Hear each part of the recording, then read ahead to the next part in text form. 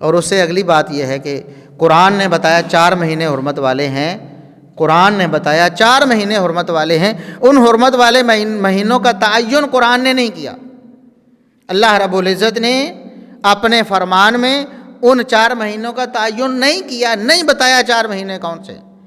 کیوں؟ اس لیے اللہ رب العزت نے قرآن میں بتایا ہے محمد الرسول اللہ صلی اللہ علیہ وسلم کا یہ منصب ہے، آپ صلی اللہ علیہ وسلم کا یہ عہدہ ہے، آپ صلی اللہ علیہ وسلم کا یہ فریضہ ہے. وَأَنزَلْنَا إِلَيْكَ الذِّكْرَ لِتُبَيِّنَ لِلنَّاسِ مَا نُزِّلَ إِلَيْهِمْ، ہم نے یہ ذکر وحی آپ پر اس لیے نازل فرمائی تاکہ آپ لوگوں کو وضاحت سے سمجھا دیں. چنانچہ محمد الرسول اللہ صلی اللہ علیہ وسلم نے اپنے منصب کو استعمال کرتے ہوئے اللہ کی وحی سے قرآن کی اس آیت کی تفسیر بیان فرما دی. تو حدیث کو مانے بغیر قرآن کریم کو مانا نہیں جا سکتا.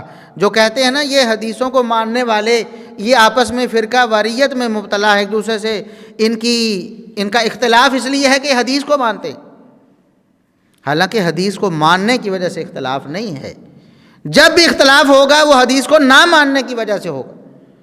یعنی ایک بندہ کہتا ہے حدیث ہے صحیح بخاری میں صحیح مسلم میں موجود ہے، لیکن وہ کہتا ہے جی میں نہیں مانتا، میرے فلاں عالم نے نہیں کہا اس لیے میں نہیں مانتا.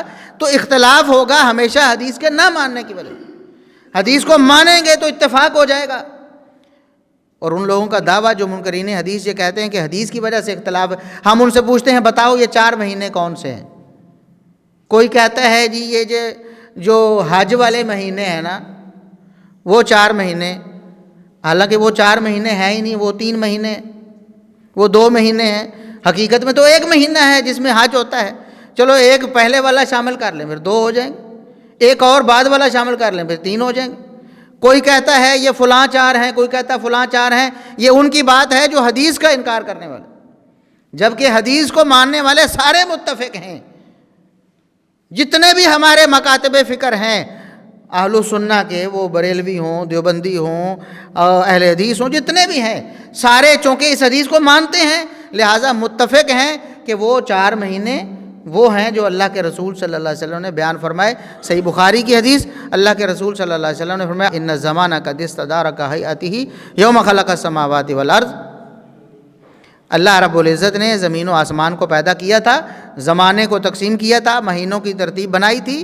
پھر کفار مکہ اور ان کے آباء و اجداد ان مہینوں کو بدلتے تھے، جس طرح میں نے بیان کیا کہ وہ سفر کی جگہ محرم، محرم کی جگہ سفر کو مہینوں کو اکٹھا کرنے کے لیے اور اس کے بعد 8 مہینے کھل کر بدماشی کرنے کے لیے وہ ان مہینوں کو کی ترتیب کو بدلتے تھے.